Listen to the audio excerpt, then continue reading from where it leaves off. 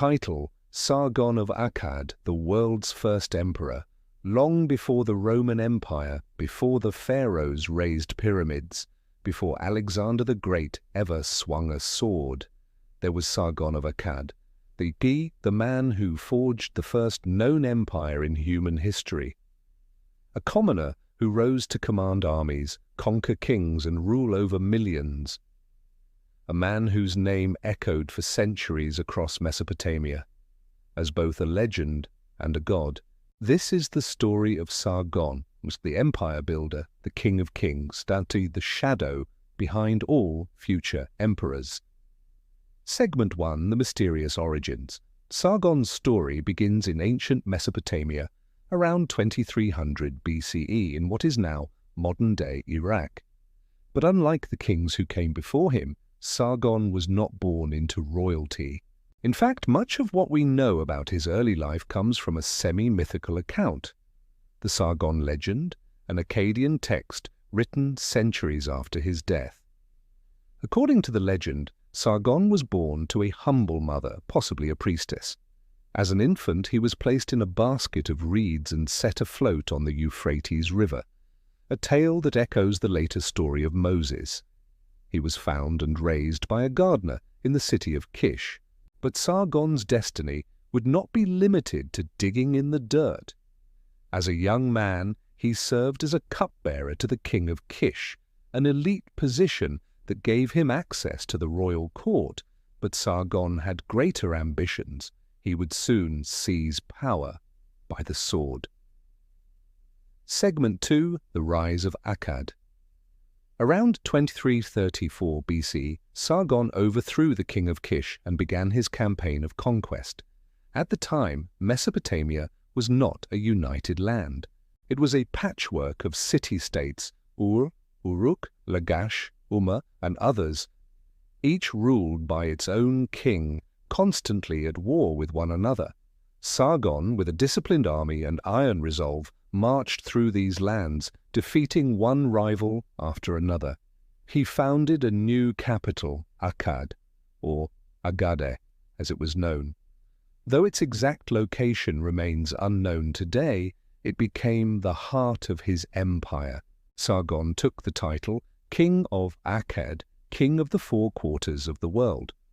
He wasn't just a conqueror, he was a visionary. He reorganized administration, placed loyal governors in cities, and created a centralized bureaucracy. He also spread the Akkadian language, making it the lingua franca of the empire. For the first time in recorded history, the scattered lands of Mesopotamia were united under one ruler. Segment 3, The Akkadian Empire. Sargon's empire stretched from the Persian Gulf in the south to the Mediterranean Sea in the west, possibly even touching parts of Anatolia and Iran. It was the first true empire, not just a kingdom, but a multicultural, multi-ethnic state united by military might and administrative genius. The cities of Akkad, and Babylon flourished. Trade routes connected Sargon's empire to distant lands, Dilmun, Bahrain, Magan, Oman, and the Indus Valley. Art and literature blossomed. Stone carvings depicted Sargon as a heroic warrior king, standing tall over fallen enemies. But Sargon was not just interested in wealth. He sought immortality through legacy. He appointed his daughter, Enheduanna, as high priestess of the moon god Nanna in making her the first known female author in history. Her hymns and poems still survive today. Sargon understood that to control an empire, you had to rule minds as well as lands. Segment 4, Rebellions and Resistance. But even the greatest empires are not without resistance. Sargon's reign was plagued by constant uprisings. Almost every city he conquered eventually rose up again. Why? Because Sargon, while brilliant, ruled through force. His empire was held together by military garrisons, harsh tributes, and foreign governors. The proud Sumerian city-states resented being ruled by an Akkadian overlord. According to ancient inscriptions, Sargon claimed to have fought 34 battles in a single year. He crushed rebellions with ruthless efficiency, but the unrest never truly ended.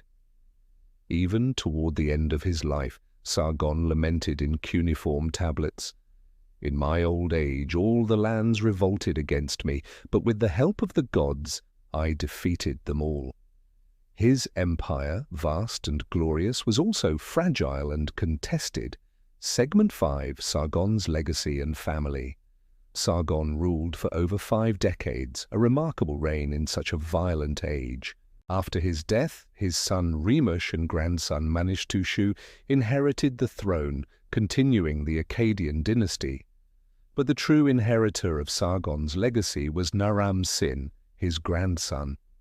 He would declare himself a living god, take the title King of the Four Quarters, and fight epic wars of his own.